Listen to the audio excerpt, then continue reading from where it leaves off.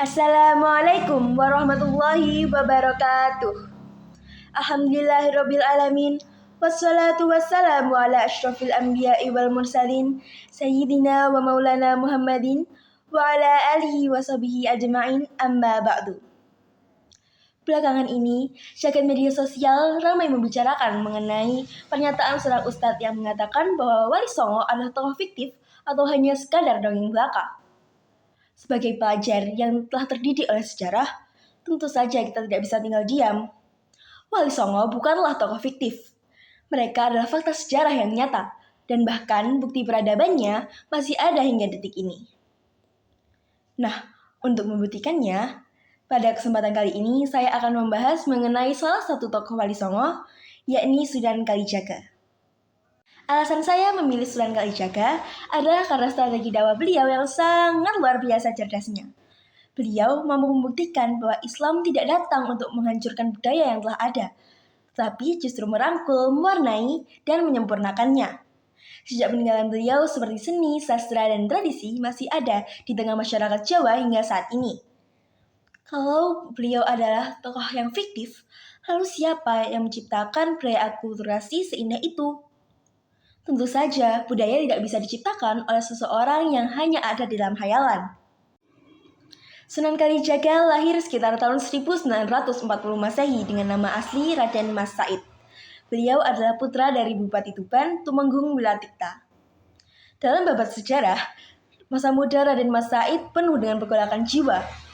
Melihat rakyatnya yang kesusahan karena upeti kerajaan yang terus menumpuk, Raden Mas Said sempat menjadi maling budiman yang bergelar Lokajaya.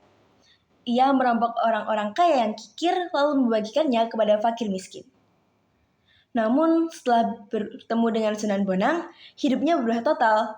Di bawah bimbingan Sunan Bonang, Raden Mas Said menjadi bertobat dan memperdalam agama Islam hingga akhirnya ia diangkat menjadi salah satu anggota Wali Songo yang bergelar Sunan Kalijaga.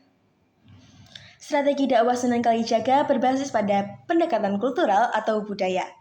Beliau paham betul bahwa masyarakat saat itu menggemari kesenian Hindu-Buddha. Maka beliau tidak melarang kesenian tersebut, tetapi justru menjadikannya sebagai salah satu strategi dakwah. Pertama, melalui wayang kulit. Beliau mengubah karakter wayang, menyisipkan cerita-cerita pernapas Islam, dan memperkenalkan istilah Camus Kalimasada, yang sebenarnya adalah pelambang dari kalimat syahadat. Kedua, melalui seni musik. Beliau menciptakan tembang-tembang legendaris seperti Ilir-Ilir dan Gundul-Gundul Pacul, yang syarat akan makna tauhid dan kepemimpinan Islam.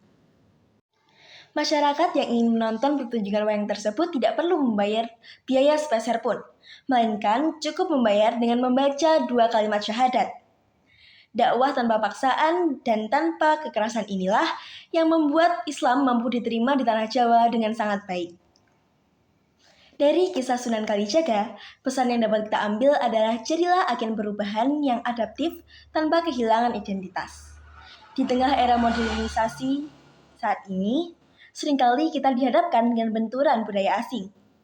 Sunan Kalijaga mengajarkan kita untuk tidak kaku menghadapi hal tersebut. Kita bisa memanfaatkan teknologi, media sosial, dan tren masa kini untuk menyebarkan kebaikan dan nilai-nilai Islam. Terima kasih banyak atas perhatiannya terhadap video ini. Semoga video ini dapat menyadarkan kita bahwa Wali Songo bukanlah tokoh fiktif semata, tetapi pahlawan nyata yang meletakkan fondasi Islam di Nusantara. Dan semoga kita semua bisa mengamalkan nilai-nilai kebaikan dari beliau di kehidupan sehari-hari. Sebelum mengakhiri videonya, izinkan saya mengucapkan sebaik pantun terlebih dahulu. Pergi ke pasar membeli mangga. Mangga manis matang di pohonnya. Yuk teladani Sunan Kalijaga, siar Islam kreatif dan bijaksana. Wabillahi taufik wal hidayah. Wassalamualaikum warahmatullahi wabarakatuh.